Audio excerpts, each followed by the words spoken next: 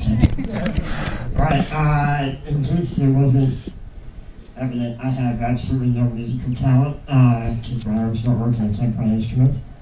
So I'm going to be up here doing some comedy for you guys.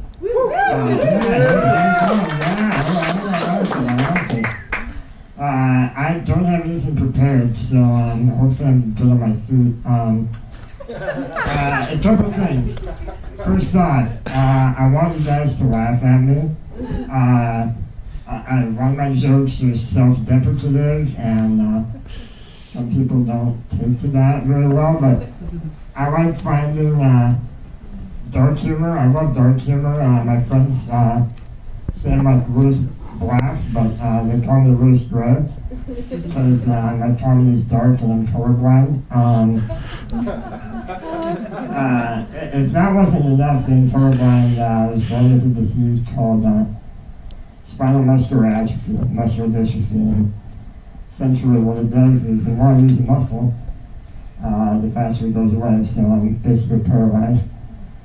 And on top of the spinal muscular atrophy, muscular dystrophy, one of the side effects of that is scoliosis. So when I was younger, I had spinal fusion, and on top of the spinal muscular atrophy and the scoliosis, I'll just say I'm colorblind. I turned 30, but when I turned 20, I started going bald, so on top of the spinal muscular atrophy, the scoliosis, being colorblind and bald, basically God's just like, this guy's never gonna get laid. Which brings me to my question. Do you guys think it's considered roadhead if I did it in a wheelchair? Yeah? And if the swallow is not a donation to Meals on Wheels. I feel horrible telling that joke in front of the kids. Don't ask what that means. Anyways. Do you guys ever notice how two people riding a tandem bicycle basically means that they only have sex with each other? Like, riding a tandem bicycle is the coolest thing ever. If you're in a relationship, that's like the ultimate relationship goal. But renting a tandem bicycle by yourself, that's like the antithesis of a relationship goal.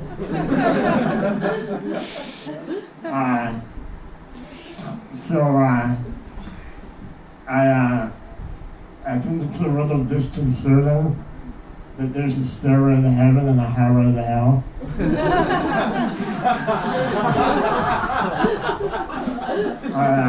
Don't know how long I'm gonna go on that one.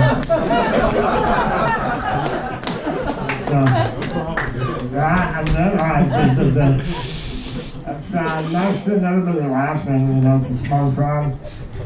Very impressed if you weren't laughing, I would know who you are, and then afterwards go, hey, am I not funny? What did I do wrong? I just want to please your mom. I mean,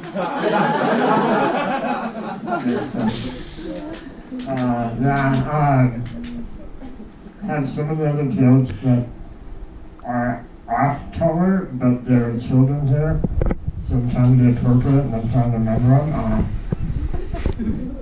The hard part about doing comedy is a lot of people write down their jokes, and I can't.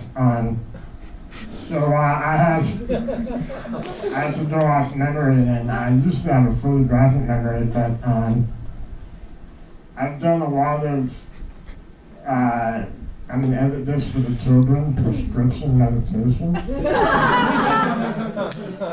And it's kind of gone away, so I need to have, essentially my caregivers or other people write my jokes and come up with that for me. And so I was in bed the other night, and I was thinking my comedy when in bed, because everything is better when you're in bed, apparently. You're funnier, whatever. But I thought of this joke, and I'm like, it's like midnight. Everybody in my house is asleep. It's a really good joke, so I yell for help. Everyone's asleep. Hey, someone help! I really need help! This hurts bad. Someone gets up, my mom gets up and says, hey, what's wrong? And I'm like, oh, it doesn't really hurt. I just need to write a joke down. But I have a very supportive mom and a very supportive dad. My mom's like, all right, I'll do that. If this isn't funny, you're sleeping in your wheelchair tomorrow.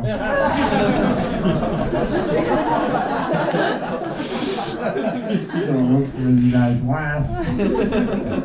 Nah, she's great. When I was younger, I did online poker, and I did really well, actually. And then the Black Friday thing happened, and all my money went away. But before that, I was doing really well, and I told my mom. And my mom's like, I don't know, just don't give him my address. And I'm like, why would I give him your address? And she's like, well, I mean, I've never really gambled seriously before, but I've seen movies. And if you get in a bet with the wrong people, they tend to break your limbs. And your limbs don't work, so I have a feeling they'd come after me. So, yeah, that's my mom. My dad's really cool, too.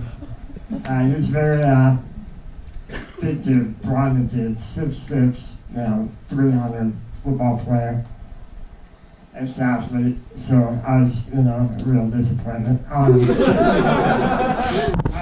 But one day, I was 15 years old, and you know that age when you're 15 years old and you look at your dad and you're like, I just beat this shit out of him. I never had that. Because I value living. But there was one moment when I was really mad at my dad, and I'm like, oh, fuck you, Dad, you're so mean. I'm just, I'm doing my room, I'll kill myself. You're so mean, you don't understand me. The guy's standing there, very serious guy, and he starts to smile. And I'm like, oh, what's wrong? Bro's smiling, I want to argue with you, come on.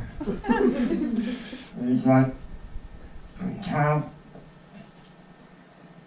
if you wanted to kill yourself, I'd have to get the down the road, hold it for you, and pull the trigger. Oh my God. That's my family dynamic. In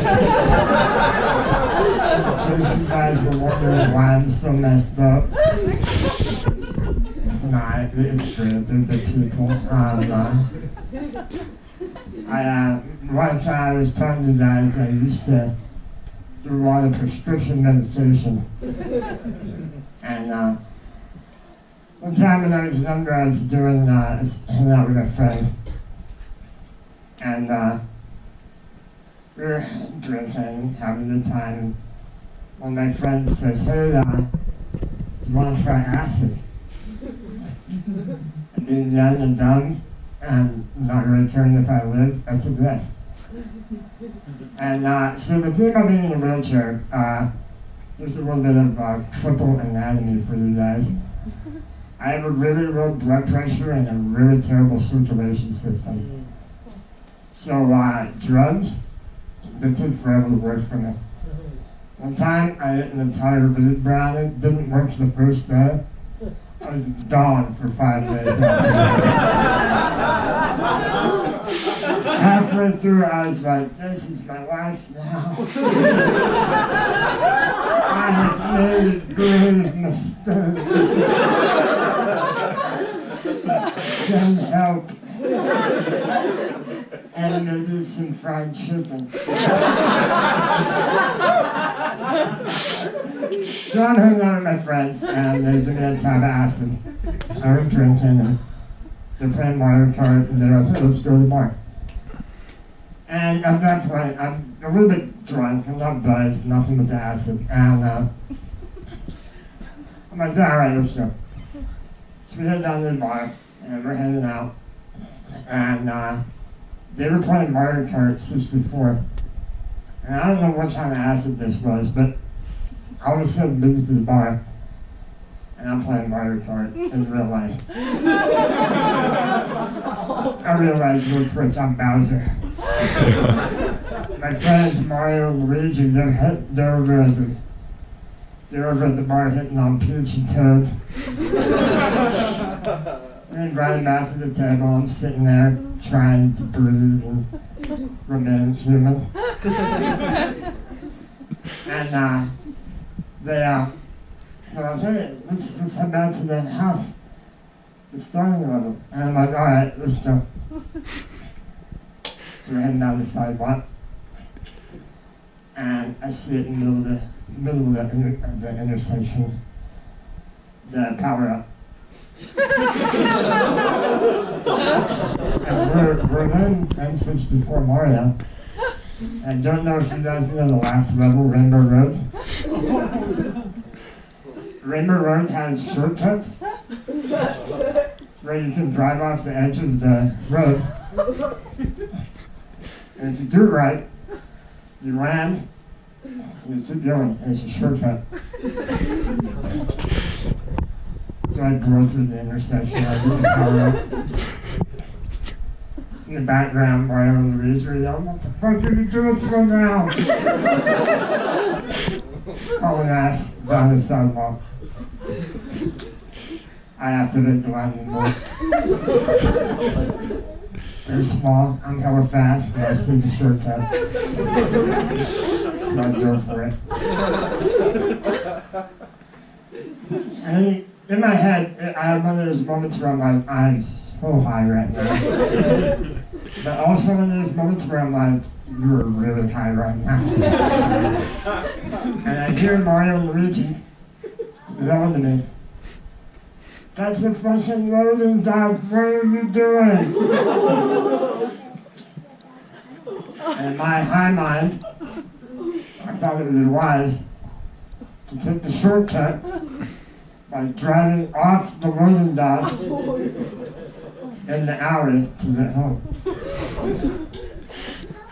So I drive off this 5-foot high loading dock in my wheelchair. I'm in the air. And the little cloud guy is floating down.